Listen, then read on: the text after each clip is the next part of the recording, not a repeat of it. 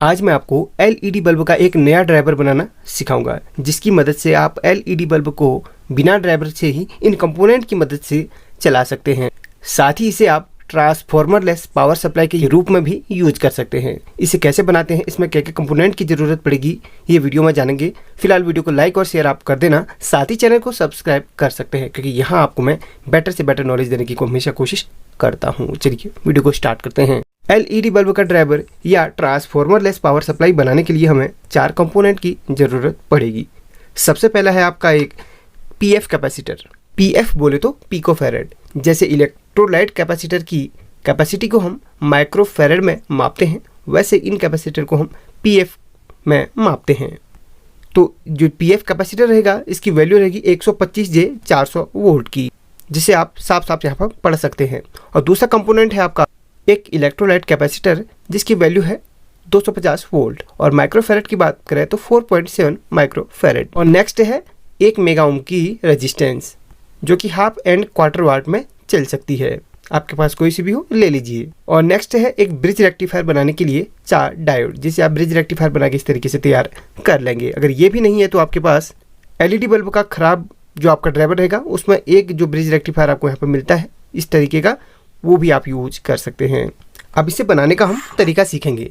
सबसे पहले जो कैपेसिटर हमारे पास 125J और 400 वोल्ट का था, उस पर हम 1 मेगा ओम की रेजिस्टेंस को इस तरीके से हम इसमें सोल्डरिंग कर लेंगे। बिल्कुल इसमें इसकी दोनों लेग में, रेजिस्टेंस की दोनों लेग को हम इस तरीके से सोल्डरिंग कर लेते हैं। चलिए मैं इसको जल्दी से सोल्डरिंग करके आपको मैं दिखाता हूँ। तो यहाँ पर इसको इस तरीके से हम कनेक्ट कर लेंगे। अब देखिए, इसको हमने डायोड का जो ब्रिज रेक्टिफायर है उसमें कनेक्ट करना है, लेकिन सीरीज में। देखिए ये रेक्टिफायर आपका रेक्टिफायर में जैसे इस तरीके से बना के मैंने रखा हुआ है। अगर आपको रेक्टिफायर नहीं बनाना आता है तो उसकी मैं लिंक आपको इस वीडियो को डिस्क्रिप्शन में या फिर एंड स्क्रीन पे दे दूंगा। तो इस तरीके से आप उसको बना लेंगे। अब यहाँ पर लाइव और न्यूट्रल वायर रेक्टिफायर में कहाँ पे जाती है वो आपको मैं बताता हूँ। यहाँ पर देखिए, इस तरीके से आप रेक्टिफायर तैयार करेंगे तो उसके बाद यहाँ पर देखिए, यहाँ से और यहाँ से आपका लाइव न्यूट्रल वायर इनपुट करेगी, और जो आपका प्लस माइनस मिलेगी यहाँ पर और यहाँ पर मिलेगी। अब वो आप पे डिपेंड करता है आप इसमें इनपुट कितना देते हैं। जैसे 220 वोल्ट हमारे घर पे आती है, उसमें देते हैं तो आपको आउटपुट में 220 वोल्ट डीसी मिलेगा। एसी देंगे तो डीसी मिलेगा। अगर आप यहाँ पर 12 वोल्ट एसी देंगे तो 12 वोल्ट डीसी आपको बाहर मिलेगा।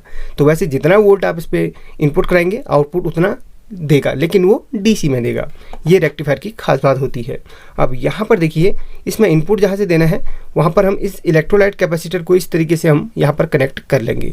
ठीक है, यहाँ पर सीरीज में जहाँ से हम इस तरीके से कनेक्ट कर लेते हैं। चलिए मैं इसको कनेक्ट करके आपको दिखाता हूँ।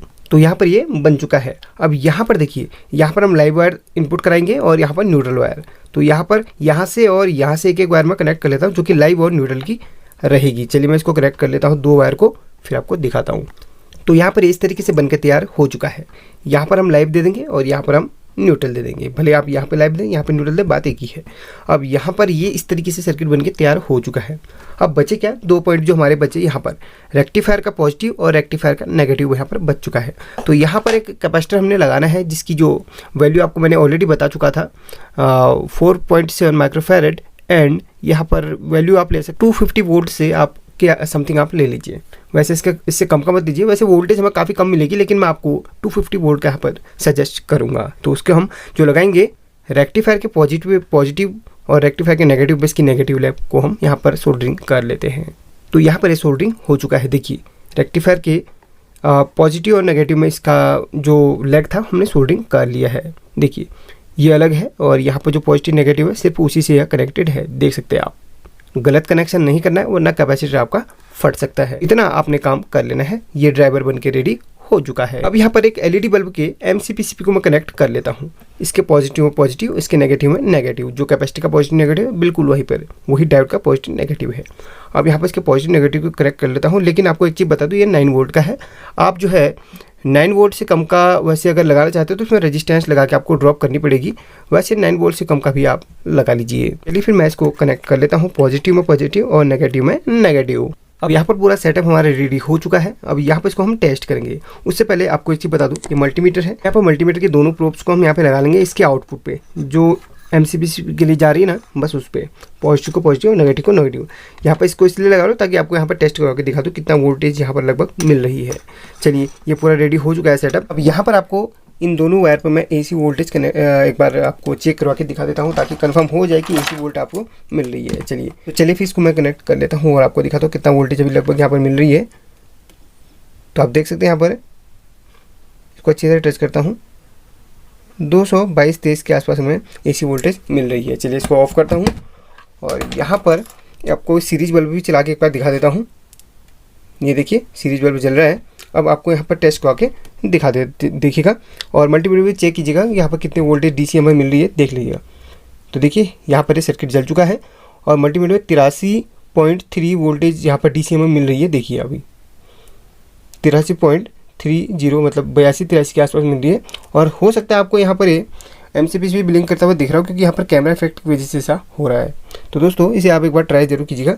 लेकिन यहाँ पर ये जो पूरा सर्किट रहेगा यहाँ पर करंट मार सकता है, इसलिए आपको इसको हाथ से नहीं छूना है।